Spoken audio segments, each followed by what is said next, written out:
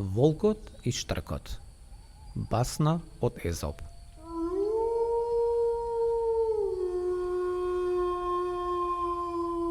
Еднаш многу одамна, еден волк, како што и вообичаено правел, се препуштил на својата алчност. Тој нашол еден голем плен и почнал ненаситно да го јаде, без да внимава на тоа колку брзо и невнимателно го голта месото. Во еден момент, една коска од пленот му се заглавила напречно во грлото. Колку и да се обидувал да ја исфрли или проголта, коската не мрдала. Ситуацијата била уште полоша, бидејќи волкот, кој бил познат по својата ненаситност, не можел да јаде баш ништо со коската заглавена во неговото грло. За него тоа била вистинска катастрофа. Замислете да се биде волк кој не може да јаде.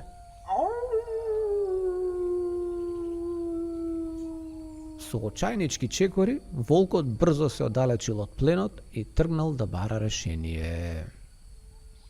Додека шетал низ шумата, размислувал за можностите и му текнало на една идеја. Штркот, Си помислил тој. неговата долга шија и клун сигурно ќе може да ми помогнат. Тој ќе може да ја дофати коската што ми се заглавила и да ја извади.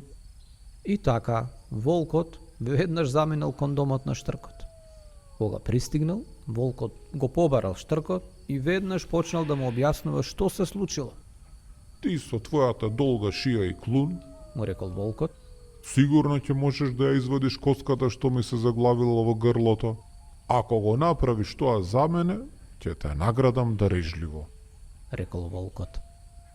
Штркот, кој бил познат по својата предпазливост, се почувствувал многу непријатно при самата помисла да ја стави својата глава во устата на волкот.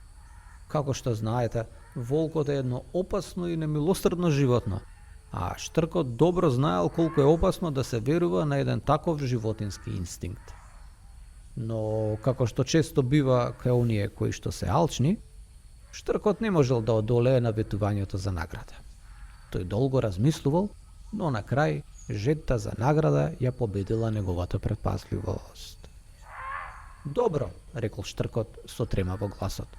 Ќе го направам тоа што бараш, но се надевам дека ќе го одржиш ветувањето за награда, рекол штркот.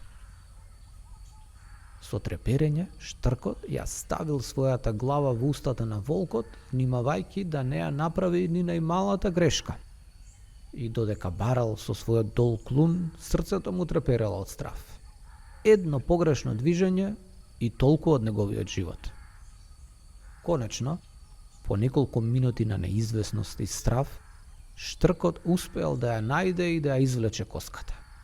Олеснувањето било големо и за волкот, и за штркот. Кога почувствувал дека коската е остранета, волкот веднаш станал и тргнал да си замине, како ништо да не се случило. Штркот пак кој очекувал награда бил зачуден од овој потек. Чекај, рекол штркот, се уште тресејќи се од страв. Што е со мојата награда? Прашал тој. Волкот се свртел гневен во очите и бесно завил. Каква награда? Зарем не е доволно што ти дозволи да ја извадиш главата од мојата уста без да ти ја откинам? Зарем тоа не ти е доволна награда? Штркот се чувствувал измамено. Но што можел да направи? Волкот бил посилен и помоќен од него. Затоа штркот срамежливо се повлекол наназад, сваќајќи дека од ваквите злобни и немилосредни суштества никогаш не може да се очекува праведност или благодарност.